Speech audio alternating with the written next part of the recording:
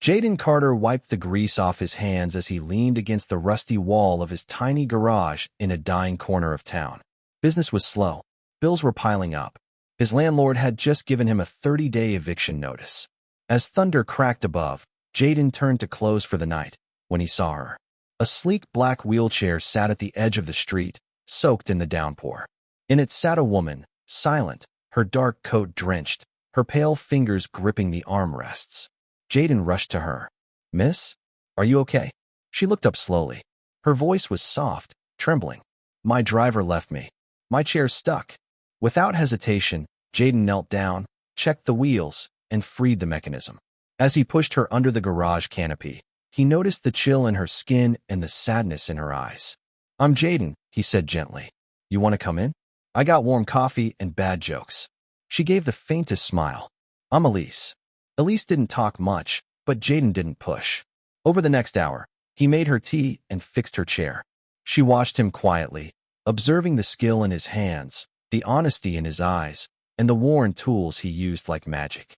Before leaving, she looked around the garage. "You built all this alone?" Jaden nodded. "My dad started it, before he passed." Then she asked something strange. "If you had no limits, could you build a car for someone like me? One I could drive myself?" Jaden's brow furrowed. "You mean custom modified? For your condition?" "Yes. One that makes me feel free again." Jaden thought, then smiled. "I've never done it, but I'll try." He didn't know why he said yes. Maybe it was her eyes. Maybe it was how broken she looked. But the next day, she returned with blueprints. Detailed, expertly drawn, and a blank check. Jaden was stunned. This is enough to buy a new shop." She shook her head. "It's for your dream, not mine." He had no idea who she really was, only that she believed in him. Part 2. The test drive of a lifetime. Over the next 6 weeks, Jaden poured everything into that project. Elise came often, sitting quietly as he welded, measured, tested, and sketched. They laughed more, talked more. She shared that an accident had paralyzed her 2 years ago, ending her career in design and engineering. But she never mentioned money. Jaden designed a voice-controlled, joystick-operated sports car, sleek, safe, stunning. He salvaged parts, rewired systems, and even skipped meals to afford tech upgrades. He named it the Phoenix, for rebirth. Finally, the day came. He helped Elise into the driver's seat, adjusted the harness, and stepped back. "Try it," he said nervously. Elise touched the control panel. The engine purred like a lion. With tears in her eyes, she gripped the joystick.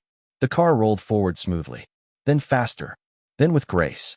She circled back, heart pounding, cheeks wet with joy. "I'm driving, Jaden," she whispered. "You built it," he replied. Suddenly, a man in a suit arrived at the garage. "Miss Hamilton, your meeting is in an hour." Jaden froze. "Hamilton," the man added. "Ma'am, your foundation board is waiting." Jaden turned to Elise. "Who are you?" Elise looked down, sighed, and smiled. "I'm Elise Hamilton, founder of Hamilton Technologies. My parents made billions, but I built my empire in silence." Jaden staggered. "But why me?" "Because you treated me like a person, not a burden. Because you believed in freedom more than profit." She walked, drove, up to him and handed him a document. It was a deed. "To this garage," he gasped. "No," she said softly. "To 3 new garages. Fully funded. Staffed. Yours to run." Jaden was speechless. "Let's build freedom together," she said, extending her hand. He shook it, smiling, crying. From the ashes of ruin, they had risen together. And Jaden Carter's garage was never poor again.